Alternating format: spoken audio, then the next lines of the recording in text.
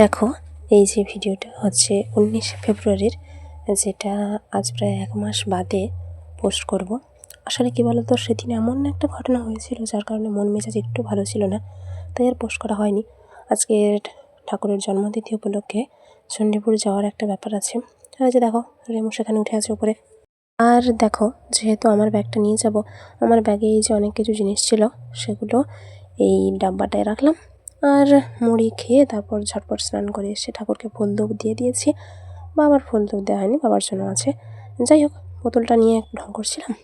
তারপর মা একটা সবেদা সকালে নিয়ে এসেছিলো, পড়েছে পেকে, তো সেটা খেয়েছি আমি আর মা। যাই হোক, ওষুধও ঝটপট খেয়ে নিয়ে এবার বেরিয়ে পড়েছি। বাবা কয়েকবার জিজ্ঞেস করছিল কখন যাব কল করে।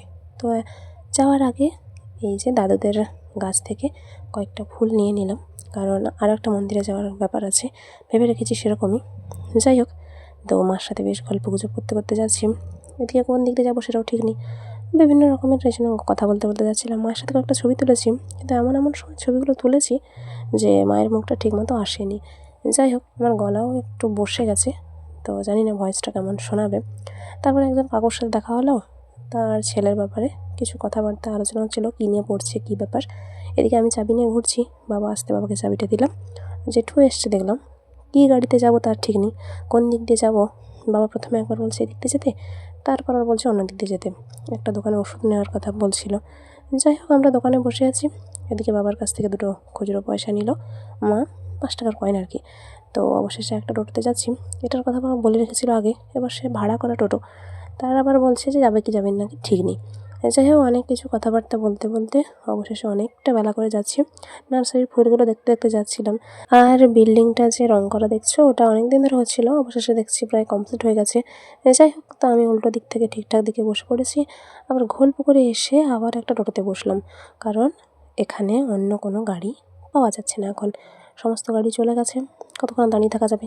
যাই হোক, টোটোতে মোটামুটি গাদাগাদি করে এলাম রেপাড়া পর্যন্ত। এখান থেকে এবার বাসে যাব। যাই হোক, দুর্ভাগ্য কি সৌভাগ্য জানি না, মোটামুটি সিট পেয়ে গেছি, ডবল সিট। দুজন একসাথে বসে বসে যাচ্ছি। আর শিব মন্দিরের গেটটা দেখছিলাম, কারণ মেলা তো শুরু হয়ে গেছে, কিন্তু যেতে পারবো নাকি ঠিক নেই। যাই হোক, আজকের ওই মেলাতেই যাওয়ার একটা টেন্ডেন্সি আছে। তো বলতে বলতে এই যে চণ্ডীপুরে পৌঁছে গেছি, কত মনের আনন্দে যাচ্ছি। আর সত্যি বলতে আমি একটা কথা বলি, ছবি যে আমি যা ছবি তুলি ভিডিও করি, আমি পরে সেগুলো দেখি ঠিক আছে, কিন্তু এক্ষুনি তুললাম এক্ষুনি যে একবার চেক করে নেব, সেটা আমি কখনো করি না। আর করি না বলেই একটা জিনিস আজকের মানে 19 তারিখের ঘটনায় হয়েছে আর কি। কী হয়েছে সেটা আমি বলছি পরে। যাই হোক, তো প্রথমে চারদিকটা একটু দেখছিলাম। এদিকে পুষ্পাঞ্জলি প্রায় শেষের মাথায় আমরা যখন যাই, তো পরের যা যা অনুষ্ঠান আছে সেগুলোই দেখছি বসে বসে। আর কি করব, প্রথমে আমি দাঁড়িয়েছিলাম, মা বসেছে জায়গা পেয়ে, আমি অনেকটা পরে একজন জেঠিমার কাছে ফাঁকা হতে সেখানে বসেছি। আর এই যে আরতির মানে ভোগ আরতির যে ভিডিও, সেগুলো আমি সেই সময়ই আপলোড করে দিয়েছিলাম, আশা করি তোমরা দেখেছো। এখন সেই জন্য আর কোনো ভিডিও এতে রাখলাম না, শুধু ছবিগুলোই আছে। তারপর বলতে বলতে এই যে সব কিছু শেষ করে প্রণাম করে নিলাম। মাও পরে প্রণাম করেছে, কিন্তু সেই প্রণাম করার সময় আমি প্রণাম করে বেরিয়ে এসেছি। মা যেহেতু খানিকটা বেঁটে আছে, তো মা যখন প্রণাম করতে যায় ওই টাইমটায় প্রচণ্ড ভিড় হয়ে গেছিলো। আমি তো সেটা খেয়াল করিনি। চারপাশে আমার থেকেও অনেক লম্বা চম্বা আর ভালোই মোটাসোটা গোছের অনেক কী বলা যায় মহিলারা দাঁড়িয়েছিল ঘিরে। মার গলা থেকে কখন যে চেনটা কেটে নিয়েছে কে সেটা জানি না। এই যে ছবি তুলেছি, আমার সাথেও মার ছবি আছে বা মার একার ছবি আছে, কোনোটাই আমি তখন খেয়াল করিনি যে মার গলাটা ফাঁকা। এমনকি মা যে পরে এসেছিলো বা আগের ছবিতে মার গলায় চেন ছিল, সেটাও আমি খেয়াল করিনি। প্রণাম করে চরণামৃত নিয়ে মানে বাবার জন্য নিয়ে আমরাও অল্প খেয়েছি। তারপর এখানে হোমের টিপ নিলাম একজন মহারাজের কাছ থেকে, আর ওনাকে বলতে অল্প একটা দিল টুকরো বেলপাতায় মুড়ে, সেসব নিয়ে তারপর এই যে প্রসাদের লাইনে দাঁড়িয়েছি। ধীরে ধীরে লাইনটা এগোচ্ছে, কিন্তু তার মধ্যে যে এত বড় একটা বিপদ ঘটে গেছে সত্যিই জানা ছিল না। দুজন বেশ খোশ মেজাজি আছি বলতে গেলে। তারপরে এই যে নতুন যে রুমটা হয়েছে, মানে নতুন বিল্ডিং বলা চলে মহারাজদের জন্য, সেটাই দেখছিলাম। তারপর একটা ভালো জায়গায় সিট পেয়ে বসে পড়েছি। এটাতে সিট বলা চলে না অবশ্য, যাই হোক একটা হবে, মোটামুটি জায়গা পেয়েছি বসার। এবার বাবার জন্য প্রসাদ রেখে তারপর আমি আর মা মোটামুটি খেয়ে নিলাম। যতটা যা পেটে ধরে বলা যায় আর কি। বেশি খেয়ে নিলে আবার অসহ্যকর অবস্থা হবে, অস্বস্তি লাগবে, কেননা আবার তো জার্নি করে ফিরতে হবে, তাই না? যাই হোক, চেনা পরিচিত কয়েকজনের সাথে দেখা হলো, গল্প হলো। তারপর এখানে আমি এরকম ছবি তুলছিলাম, হঠাৎ একজন জেঠু এসে বললেন যে, "মামনি একটা ছবি তুলে দেবে?" তুলে দিলাম। জেঠু জেঠিমা দুজনেরই। জেঠু প্রথমে জেঠিমার একার কয়েকটা ছবি তুলেছে, এই ঘরটার ছবি তুলেছে, ওই যে দেখো পেছনে দাঁড়িয়ে আছেন। তো তারপর দুজনে একসাথে ছবি তুলবেন, আমাকে বলতে আমি তুলে দিলাম। সত্যি বলতে এখনকার দিনের এই যে মিষ্টি যে ভালোবাসা, মিষ্টি যে মুহূর্তগুলো, এরকম মানুষ খুব কমই দেখা যায়। আমি অন্তত কমই দেখেছি। তো ভালো লাগলো। যাই হোক, বেশ খানিকক্ষণ কথা বললাম। কথা বলার পরে কয়েকটা এরকম ছবি তুলছি। মা বলছিল, "তাড়াতাড়ি কর, আবার বাড়িও তো ফিরতে হবে।" আমি বললাম, "হ্যাঁ, এসছি অনুষ্ঠানে, কয়েকটা ছবি তুলি। চারদিকে কত সুন্দর ফুলের গাছ, কত সুন্দর সব কিছু। সবসময় তো আর আসা হয় না। আর আগে যখন বাবার ব্যবসা ছিল তখন আসা হতো, তাও আরও কম। এখন তবুও আসা হয়।" তো ভাবলাম যে পা ধুয়ে নিই, কারণ জুতোটা পরে আর ছিল না, এখানেই খোলা ছিল। মা জুতো অন্য জায়গায় রেখেছিল। যাই হোক, তো তারপর আর কি চারপাশের ছবি তুলতে তুলতে এসছি বাইরের দিকে। ওর হঠাৎ করে গেটের কাছে এসেই বাইরে বেরিয়ে মা হুট করে গলায় যখন হাত দিয়ে দেখে গলা খালি। মা তখন আমাকে জিজ্ঞেস করছে, আমি তো আর জানি না। আমি বলছি, "তুমি কি এত পরে এসছো? আমি তো দেখিনি। ছবি তুলেছি হ্যাঁ, বা ভিডিও করেছি, কিন্তু সেটাও তো আমি সেই সময় দেখিনি। পরে যখন বেরো তখনও দেখিনি।" মা এসে কতজনকে জিজ্ঞেস করলো, মহারাজদের বললেন। তো ওনারা বললেন যে অন্নপূর্ণা পূজার সময় এবারেই অনেকগুলো গলার চেন চুরি হয়েছে। অন্যান্য বারেও হয় কম সম। তো যাই হোক, সেখানে কোনো সুরাহা হয়নি দেখে আমি বোতলে জল ভরে নিয়ে ওষুধ দোকানে এলাম ওষুধ নিতে। তারপর এখান থেকে যাচ্ছি, মার মন মেজাজ খারাপ। মা যখন পারছে আমাকে বকছে, যখন পারছে সেই চোরকে বকছে, চোরের পুরো গোষ্ঠী উদ্ধার করে দিচ্ছে, এরকম একটা ব্যাপার। যাই হোক, তারপরে ট্রেকারে এসে বসলাম, সিট পেয়েছি। এবার মন্দিরে যাবো কি যাবো না ঠিক নেই। আমি ভাবছিলাম যে মন্দিরে গেলে হয়তো একটু ভালো হবে, মার মনটা ভালো হবে আসলে। আর প্রথম থেকে যেহেতু ঠিক করা ছিল, ফুলও নিয়ে এসেছি, তো যাওয়াই যায়, এরকম একটা ভাবনা চিন্তা করতে করতে চলেও এসেছি। মার খেয়াল নেই যে এপারে চলে এসেছি বলে। আমি নামতে বলতাম যখন, তখন ও নামলো। যাকগে, অনেকে দেখছি মেলায় যাচ্ছে, তো আমরা হেঁটে হেঁটে যাচ্ছি ঠিকই, মা তো নিজের মনে একা একা বক বক করতে করতে যাচ্ছে, মন মেজাজ খারাপ। আমি বারবার বিভিন্ন কথা দিয়ে ভুলিয়ে রাখছি যাতে মা কান্নাকাটি না করে। জানি অনেক একটা দামি জিনিস চলে গেছে। আর মার গলার এই যে চেনটা, এটা আসলে মা বাবার বিয়ের সময়ের চেন, যেটা বাবাকে দিয়েছিল মামা দাদুর বাড়ি থেকে। বাবা এই সময় তো পরে না, মার পরতে ভালো লাগে বলে মা এটা সবসময় পরে। আমি তবুও বলি যে, "দেখো সোনার জিনিস সবসময় যেখানে সেখানে পরবে না।" তারপর সোনার দামও বেড়ে গেছে। তারপরে এই যে এরকম একটা অঘটন ঘটে গেল আর কি। মুহূর্তটা আমার এখনও ভাবলে কেন জানি না বুকটা কেঁপে ওঠে, প্রচণ্ড কষ্ট হয়। তো একটা জায়গায় একটু খোঁজ নেওয়া ছিল, সেখান থেকে খোঁজ নিয়ে তারপর যাচ্ছি মন্দিরের দিকে। আমার যদিও খুব একটা ইচ্ছে নেই, আমারও যে ইচ্ছে প্রচুর আছে তা নয়।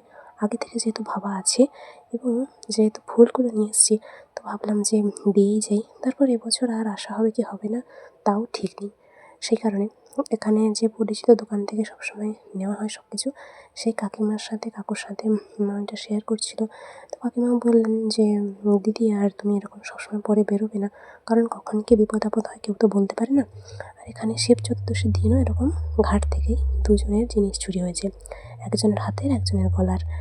কী আর করার?" তারপরে সমস্ত কিছু নিয়ে এই যে কুপন কেটে যাচ্ছি মন্দিরের দিকে। আর এই দিনটায় এমন একটা সময় গেছিলাম, পুরো মন্দির তখন ফাঁকা ছিল, কেউ ছিল না। পুজো দিয়ে সবাই চলে গেছে, একদম ফাঁকায় আমরা একা পুজো দিয়েছি, অনেকটা সময় বসেছিলাম। আর এবারে পুজো দিতে এসে যে জিনিসটা নতুন দেখলাম, যে ওই যে বাবার মাথায় জল ঢালার জন্য উপর দিয়ে একটা পাইপলাইন করেছে। যাই হোক, তো আমি ঘন্টা বাজালাম, আর এই যে জেঠিমা, ইনি আমাকে ওই আকন্দ ফুলের মালা একটা দিয়েছিলেন, যে ঠাকুরের যে মালা, প্রসাদী মালা। যাই হোক, আমি সাধারণত মালা পরি না, এমনি নিয়ে নিই। আজকে কী মন ছিল কে জানে, পরেও নিলাম। তো আমাদের পরপর আরও অনেকে পুজো দিতে এসেছিলো। এই ভাইটা এসছে যতক্ষণ এত ইয়ার্কি ফাজলামি করছিল, বাচ্চা মানুষ তো, তাকে সবাই সেজন্য তার পেছনে লাগছে। এখানে বসে আছে ঠিকই, মাও কেন জানি না সবার সাথে একটু হাসছে, মজা করছে, মন খুলে কথা বলছে। আমি আসলে এটুকুই চেয়েছিলাম, কারণ কোনো একটা জিনিসের জন্য মন খারাপ করে কষ্ট পেলেও সেটা তো আর ফিরে আসবে না, তাই না? আর এই কাকু দেখো, আমাকে বলছিল সেলফি তুলতে না। এদিকে আমি কতজনের কত পোস্টে কত কিছুতে দেখি, কতজন সেলফি তুলে ভিডিও করে কত কিছু করে, আমাকে তুলতে না বলছিল, আমি তবু একটা তুলেছি, সব কিছুকে পাত্তা না দিয়ে। যাই হোক, লেদকুণ্ডোর কাছে একটু ঘোরাঘুরি করছিলাম। তারপর ভাবলাম যে যেখানে ওই যে সুন্দর করে আঁকা মহাদেবের ছবিটা আছে, ওইখানে একটা ছবি তুলব, ভিডিও করব। মনে মনে এটা একদম ভেবেই রেখেছিলাম। যাই হোক, শুধু শিব মন্দিরে পুজো দেওয়া হয়েছে, অন্যান্য মন্দিরে দেওয়া হয়নি, মানে কালী মন্দিরে, বিষ্ণু মন্দিরে পুজো দেওয়া হয়নি। অন্যান্য বাড়ি গেলে দেওয়া হয়, কিন্তু এবারে এরকম একটা পরিস্থিতি। আর ওই যে বললাম আর আসা হবে নাকি তারও ঠিক নেই, সেই কারণে যাই হোক তো চারপাশে ঘুরে ফিরে কয়েকটা ছবি তুলেছি। কোনটা টেরা বেঁকা হয়েছে, কোনটা সোজা এসছে অত আর খেয়াল করিনি। এখানে এসে দেখি কয়েকটা ভাই বোন ছবি তুলছে, ভিডিও করছে। তো প্রথমে মাকে বললাম, দাঁড়াও তোমার একটু ছবি তুলে দিই বা ভিডিও করে দিই। মার তো মন মেজাজ ভালো নেই, মা একটুও হাসেনি। বলার পর অনেক কষ্টে জোর করে হয়তো একটু হেসছে। যাকে আমাকে আবার ওই ভাই বোনগুলোর মধ্যে একজন বলছিল, দিদি আমাদের কয়েকটা ছবি তুলে দেবে বা ভিডিও করে দেবে। ঠিক আছে দিয়ে ফোন করে দিচ্ছি, করে দিলাম। কিন্তু আমি নিজে করে দিতে বলতে পারছিলাম না, আমার সাথে কেউ থাকলেও বলতে পারি না, আবার চেনা কাউকে বলা তো দূরস্থ।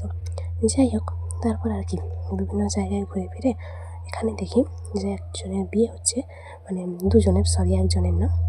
যাই হোক তারপর দেখো মা এদিক ওদিক দোকান ঘুরে ফিরে এটা সেটা দেখছে, কোনো কিছু নেবে নাকি আমাকে জিজ্ঞেস করছে। আমি বলছি তোমার যেটা ইচ্ছে হয় নাও, তুমি দেখো। আমার সত্যি এত ক্লান্তি লাগছে আজকের যে আমি কোথাও গেলে দাঁড়িয়ে দাঁড়িয়ে কত সময় থাকি, কোনো অসুবিধা হয় না। অথচ আজ একটা দোকান ঘুরি, পরের দোকানে গিয়ে বসার জায়গা থাকলে বসে পড়ি, কারণ অসহ্য মাথা যন্ত্রণা করছে ওরকম একটা কাণ্ড হওয়ার পর থেকে। তারপর আর কি অনেক কিছু জিনিস দেখছিলাম, নিইনি যদিও এগুলো, কিন্তু যেগুলো দেখছিলাম সেগুলো সত্যিই খুব সুন্দর, তাই না? কি আর করা যাবে বলো। যাই হোক তারপর চেনা একজন দাদুর দোকান থেকে দুটো আইসক্রিম নিল মা। এ দাদুর দোকানে প্রায় বছর নিই, চেনে জানে। তো মার ওরকম যে গলার চেনটা চলে গেছে, এ দাদুর যে মেয়ে মানে পিসিমণি হবে, সে ঘাটের ধারে তখন শুনেছিল, সেটাই বলছিল।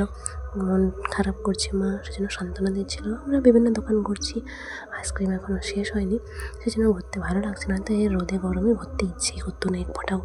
আর একটা ব্যাপার কি জানো তো, আমি মেলায় গেলে নির্দিষ্ট কিছু দোকানের নির্দিষ্ট কিছু জিনিস ছাড়া অন্য কোনো আর অত ঘোরাফেরা আবার নেওয়া ওসবে অত আগ্রহ নেই। হ্যাঁ কেউ যদি পছন্দ করে দিতে বলে কিংবা বলে যে এটা নিলে ভালো হয় না কিংবা কিছু, সেক্ষেত্রে বললাম ঠিক আছে। তো এই জামাটা আমার বেশ পছন্দ হয়েছে, মাকে বলছিলাম, মা বলছে আচ্ছা দেখি দাঁড়া। তো মা অন্যান্য জিনিসপত্র দেখছে আর আমি এই যে দোকানে বসে পড়েছি। যাই হোক কোনো দোকানেই কেউ আমাকে কিছু বলে না, কোনোদিন বলেবেও না, সেটাও জানি, কারণ প্রায় সব দোকান আসে সবসময়, তো প্রতি বছর চেনা পরিচিত। তো মা তো এটা সেটা জিনিস দেখছে, কোনটা ভালো হয় না কি কোনটা কেমন হয় বলছে, আমিও সেটা উত্তর দিচ্ছি। আমি একটা দোকানে বসেছিলাম একটা চেয়ারে, তো অন্য আরও একজন জেঠিমা দেখে বললেন যে মামনি এখানে বসবো। আমি বললাম হ্যাঁ বসো, কোনো সমস্যা নেই, বসতেই পারো।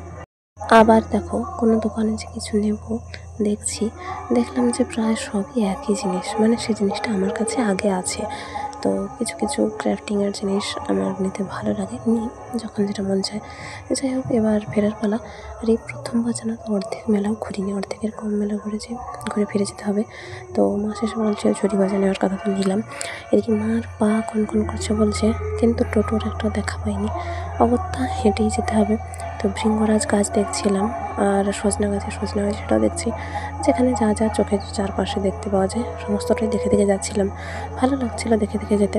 আর আমাদের এখানে পূজা হচ্ছে, গ্রাম পূজা, তো সেই কারণে শাঁখ কংসাল মানে কাঁসর এসবের আওয়াজ পেতে পারো। ওই যে বললাম 1 মাস আগের ভিডিও এখন এডিট করছি, কিছু উপায় নেই।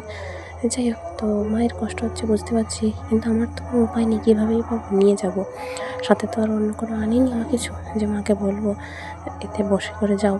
যাই হোক এখানে স্ট্যান্ডে এসে মা একটা ভুল রোডে উঠে পড়েছিল, সেখান থেকে নেমে আবার জিজ্ঞেস করে ঠিক টোটোতে উঠলাম দুজন মিলে। বেশ খানিকক্ষণ অপেক্ষা করার পর অবশেষে টোটো ছেড়েছি। আর আজকের শুধু সূর্যাস্তটা দেখো এত সুন্দর লাগছিল, কি বলবো। বাতাস দিচ্ছে প্রচুর, সেই জন্য মা মাথায় মাফলার বেঁধে নিয়েছে আর আমিও ওড়না চাপিয়ে নিয়েছি। যাই হোক আলোটা একটু কমিয়ে ছবিগুলো তুলছিলাম বলে দেখতে সুন্দর লাগছিল। আমি যতটা সম্ভব চেষ্টা করছিলাম মায়ের মন মেজাজ ভালো রাখার, কতটা করতে পারছিলাম জানি না। আর যত বাড়ির থেকে যাচ্ছি মা মন খারাপ করছে। আসলে দেখো যেটা হওয়ার সেটা তো কোনো না কোনোভাবে হবেই, তাই না? কেউ সেটা আটকাতে পারবে না। যাই হোক তো বিভিন্ন কথাবার্তা এটা সেটা বলতে বলতে যাচ্ছিলাম। আমাদের সাথে একই টোটোতে আরও দুজন বোনও ছিল। তারপর আর কি বলতে বলতে এই যে বাজারে নেমে গেলাম আর বাড়ির দিকে যাচ্ছি। বাবার সাথে কথা হয়েছে 1-8 বার ফোনে, তো বিশেষ কিছু বাবা বলেনি। আসলে এই গলার চেনটা মা বাবার বিয়ের সময় বাবাকে দিয়েছিল মামা দাদুর বাড়ি থেকে। বাবা এগুলো খুব একটা পরে না, মা সেজন্য পরে। তারপর আর কি আজকের এরকম একটা ঘটনা ঘটে গেল, সেজন্য প্রচণ্ড ভেঙে পড়েছে। জানি এতে মার একটু দোষ আছে, মা যদি একটু ভেবে চিন্তে সতর্কভাবে থাকতো তাহলে হয়তো হতো না। কিন্তু কি বলতো, যেটা হওয়ার সেটা আর কে বা খণ্ডাবে, তাই না? নিয়তির লিখন কোনো না কোনোভাবে হয়তো যেত, এইভাবে না হলে অন্য কোনোভাবে হতো, কিন্তু আটকানো তো সম্ভব ছিল না। যাই হোক তো আমরা হেঁটে হেঁটে যাচ্ছি, রাস্তার পাশে একটা ষাঁড় দাঁড়িয়েছিল, অন্য সময় হলে হয়তো গুনতো, জানি না আজ কী হয়েছে, কিছু বলেনি। বাসতেই চলে এলাম, কিছু জিনিস বের করে রাখলাম, প্রসাদ ডুরি এগুলো বের করে রাখলাম, চরণামৃত বের করেছি। তারপর বাবা ছিল, বাবাকে দিলাম, বাবা খেলো, আমরাও খেলাম সবাই মিলে। আর এমন ঘুরঘুর করছিল, ওকেও মুড়ি খেতে দিলাম। যা যা প্রসাদ এনেছি সেগুলো ঠাকুরের কাছে আবার দিয়ে রাখলাম। একটা ছবি তুলেছি, মা ধুনো দিয়েছে, সন্ধ্যা দিয়েছে, প্রচুর কান্নাকাটি করছিল। এদিকে বাবা প্রসাদ খেতে বসে বলেন প্রসাদ নাকি গন্ধ করছে, একটু খেয়ার খাইনি, আমি খেলাম, মা খেলাম, আমাদের কোনো গন্ধ লাগেনি। আসলে কী বলতো, যার পাকে যে প্রসাদ আছে সেটা তো তার কাছেই যাবে, তাই না? আর এদিকে বাবা ওলকপি ভাজা করেছিল, সেটা ছিল, সেটা দিয়ে মুড়িয়ে আমি আর মা আবার খেয়েছি কিছুটা করে। বাবা এক দুবার খেয়েছে, যে ওষুধটা আনতে বলেছিল বাবা সেটা বের করে রাখলাম। তারপর রেমু আর কি সেখানে আবার জুতোর বক্সের কাছে উঠে বসে আছে। এই বড়িগুলো মা বের করেছে, এগুলো ভাজা হবে। যাই হোক, তারপর আর কি ঝুরি ভাজাগুলো দেখছি। রেমুকে রাতে খেতে দিলাম, আবার কয়েকটা জিনিস বের করে দেখছিলাম। এই ক্লিপটা আমার ভালো লাগলো, তো টুকিটাকি জিনিস নেওয়া হয়েছে, খুব একটা বিশেষ কিছু নেওয়া হয়নি। ফ্রিজের জলটা বেশি ছিল বলে একটু কমিয়ে দিলাম। রাতের খাওয়া দাওয়া সেরে নিয়েছি, তারপরে একটা ওষুধ খেলাম, কারণ আমার শরীরে একটু ভালো লাগছে না। আর আজকের এই যে চ্যবনপ্রাশ আমি খেয়েছি, মা খেয়েছে, বাবাও খেয়েছে, আর অল্প আছে, এটা শেষ হয়ে যাবে গতকাল, মানে শেষ হয়ে গেছে, এটা 1 মাস আগের ভিডিও। যাই হোক, তো এইভাবে সবাই মিলে খাওয়া দাওয়া সেরে শুতে যাব। বাবা বিশেষ কিছু বলেনি, বাবার সাথে এই যে সারাদিন কথোপকথন যা যা হয়েছে দুটো একসাথে ভাঁজ করে রেখেছি। এখানে একটু আগুন পড়ে গেছিলো। চলো ঘুমিয়ে যাই, টাটা।